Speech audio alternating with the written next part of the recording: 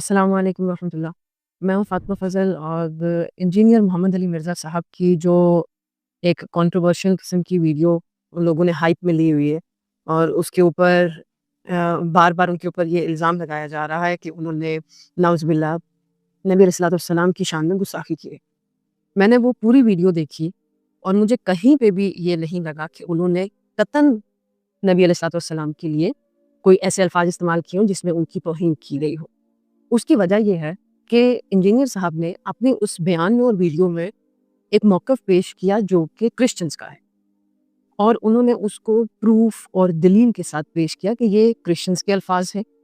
Christians اس طرح بولتے ہیں، کرسچنز یہ سمجھتے ہیں، اور یہ ان کا عقیدہ ہے، اور یہ ایجوکیشن کے لیے ضروری بھی ہے۔ مطلب اگر انہوں نے یہ بات سکھائی ہے تو بچوں کو، آنے والی نسل کو یہ بات پتہ ہوگی کہ کرسچنز ہمارے نبی کو کس طرح سمجھتے ہیں، ہمارے نبی کے بارے میں کیا سوچتے ہیں، اور ہمارے نبی کو کتنا ایکسیپٹ کرتے ہیں۔ بہت سارے لوگ ایسے ہوں گے آج کے دور میں جن کو یہ بات پتہ بالکل بھی نہیں ہوگی جو انجینئر محمد علی مرزا صاحب نے اس ویڈیو میں کلیئرلی بتائی ہے، ان سینس کہ کرسچنز کا آخر ہمارے نبی کو لے کے عقیدہ کیا ہے، کیونکہ کرسچنز جو ہیں وہ اللہ تعالیٰ کا اقرار تو کرتے ہیں کہ اللہ ہے، اور پھر یہ بھی بڑا ڈائریکٹلی بولتے ہیں کہ حضرت عیسیٰ جو ہیں وہ بیٹے ہیں اللہ کے، نعوذ باللہ۔ لیکن یہ بات بہت کم لوگوں کو پتہ تھی، اور بہت کم لوگ یہ جانتے تھے کہ آیا وہ ہمارے نبی کو کیوں نہیں مانتے۔ تو انہوں نے اتنا کلیئرلی آپ کو اس ویڈیو میں سمجھایا ہے، تو وہ سمجھانے کی روح سے تھا، ان کے الفاظ میں کہیں پہ بھی یہ چیز نہیں تھی کہ انہوں نے ڈائریکٹلی، اور ایک ایسا بندہ، یا میں کچھ باتیں ہائی لائٹ کرتی چلوں ان سینس اس بارے میں کہ وہ کس طرح کے انسان ہیں۔ میں نے انیشلی جب اسٹارٹ میں انجینئر محمد علی مرزا صاحب کا عروج کا ٹائم شروع ہوا، اور جب ان کے بارے میں ویڈیوز وائرل ہونا شروع ہوئی، تو میں نے اپنی یونیورسٹی میں اپنے ٹیچرز کے منہ سے یہ الفاظ سنے کہ بہت بڑا فتنہ ہے، انجینئر محمد علی مرزا بہت بدتمیز آدمی، بہت بلنٹ آدمی، اور اس کو بالکل نہیں سننا، اور بہت بڑا فتنہ ہے، اور بلا بلا بلا بلا۔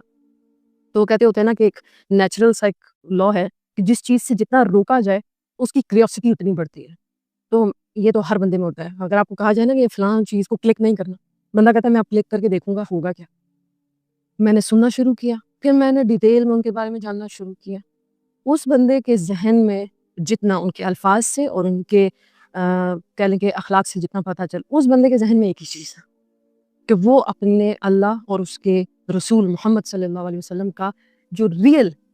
فیکچول بکش دین تھا وہ آپ تک لانا چاہ رہے تھے۔ میں آج ہی میں پروفیسر صاحب کا شاید نام بھول رہی ہوں، میں نے ان کا ایک لیکچر دیکھا، انہوں نے ماشاءاللہ اتنی خوبصورت بات اس لیکچر میں سکھائی ہوئی تھی کہ ہم لوگ اللہ تعالیٰ کے ساتھ، اللہ اور انسان کا تعلق اتنا قریب ہے کہ ان کے الفاظ اس طرح تھے کہ میں نے آج تک ایسا کوئی رشتہ نہیں دیکھا جو اللہ سے زیادہ اپنے بندے سے پیار کرتا ہو، یعنی ایک انسان سے اتنا پیار نہیں کر سکتا جتنا اللہ اپنے بندے سے کرتا ہے۔ لیکن جو ہماری کمیونٹی میں پچھلے کئی دہائیوں سے ایک بات چلی آ رہی تھی، فرقہ واریت اور ملاؤں کا ایک کانسیپٹ اور کلچر، جیسے کہ اگر کہا جائے فار ایگزامپل ایک محفل میں 4 لوگ بیٹھے ہوئے، تو وہاں پر کوشش ہوتی تھی کہ دعا کرنی ہے، ہاں جی ملا کون ہے وہ دعا کرے گا، جنازہ پڑھانا ہے ملا کون ہے وہ جنازہ پڑھائے گا، نکاح پڑھانا ہے ملا کدھر ہے وہ نکاح پڑھائے گا۔ اتنا ایک کلچر خراب ہے کہ ریسنٹلی میں نے ایک نکاح میں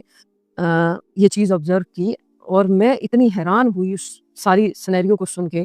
کہ جس طرح میں بیٹھی ہوں اس طرح لڑکی بیٹھی ہے، اینڈ اس کے رائٹ سائڈ پہ یا لیفٹ سائڈ پہ ایسے 7 آ کے مولوی صاحب بیٹھے ہیں، اور وہ بیٹھ کے اس کو کلمے پڑھا رہے ہیں، پوچھ رہے ہیں، مطلب یہ کون سے اسلام میں یہ لکھا ہوا ہے؟ تو اتنا ایک کہہ لیں کہ اتنا فساد میں اس سینس میں کہہ رہی ہوں کہ اتنی اندھیر نگری بنایا ہوا تھا اسلام کو ملاؤں نے، وہ اس بندے نے آ کے، آپ یقین مانیں وہ آئینہ صاف کیا ہے، تو اس بندے کو پریز کریں۔ آپ کو پتہ ہے اتنا پولیٹیشنز آپس میں بغض نہیں رکھتے جتنا ملا ایک دوسرے سے بغض رکھتے ہیں، اور یہ بہت بڑا فیکٹ ہے۔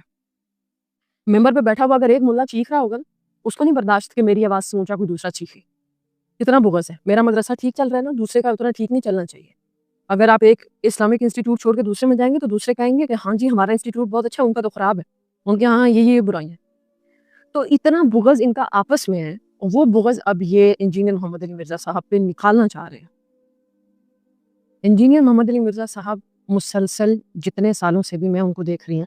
انہوں نے اسلام کو سیکیور کرنے کی کوشش کی، سیکیور اسلام کی غلط چیزوں کے خلاف پروٹیسٹ، اور اللہ کی وحدانیت اور رسالت کا جو ہے نا وہ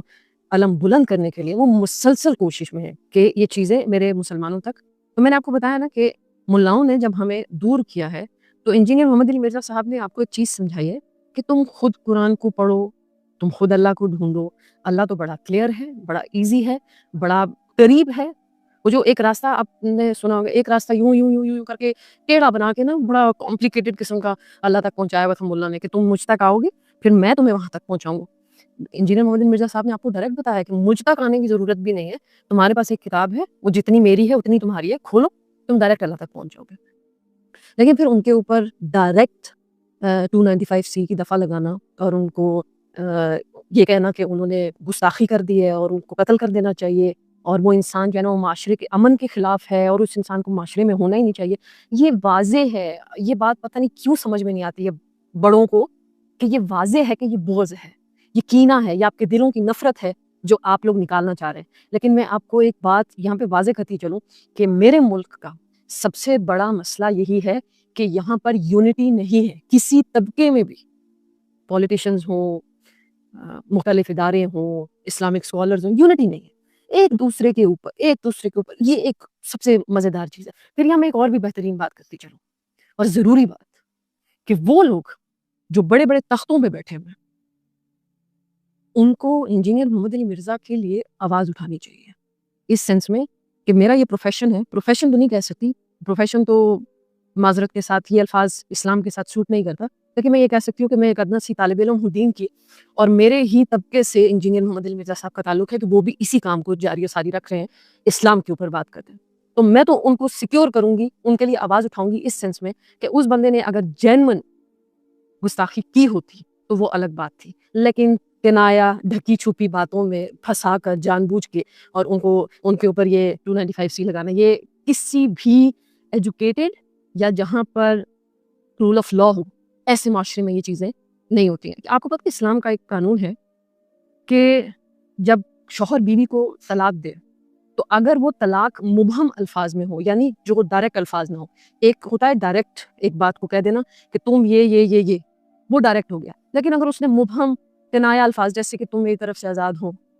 تم کو میں چھوڑتا ہوں, ٹھیک ہے, اب وہ چھوڑنے میں آزاد کرنے میں اور بھی بہت سارے مطلب نکلے, تو وہاں پر ہسبینڈ سے اس کی نیت پوچھی جاتی ہے, اس سے پوچھا جاتا ہے کہ تمہاری نیت کیا ہے یہ بات کہنے میں.